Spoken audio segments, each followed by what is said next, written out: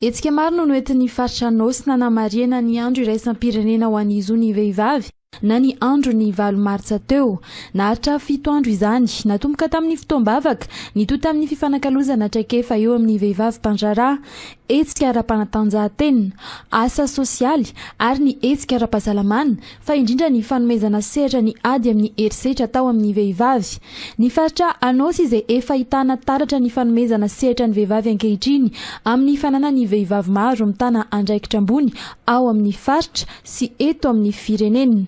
Raha ifaradofay manokana dia efa anisan'ny distrika manaja sy mametraka amin'ny toerany ny lafiny ampitovianjo sy ny fizakatenatsika vehivavy rehetra.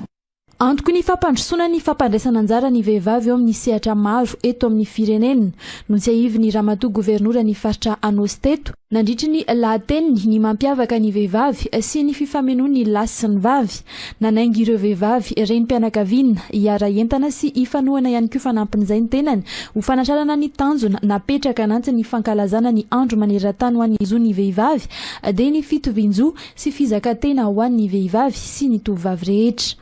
Ny fitovian-jo sy ny faleovan-tena ara-toe-karena ho an'ny vehivavy sy ny tovovavy dia tsy fangatahana fotsiny fa lakile ny fampandrosoana n'izao firenentsika zao.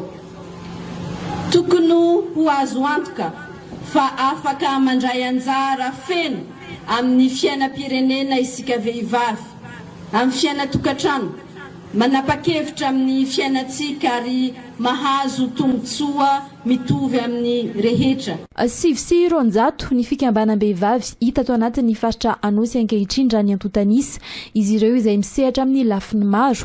Niarana aneo izany tamin'ny alalan'ny diabe firaisakina teto tolaniary izy ireo nandritry ny andro ny 8 martsa teo.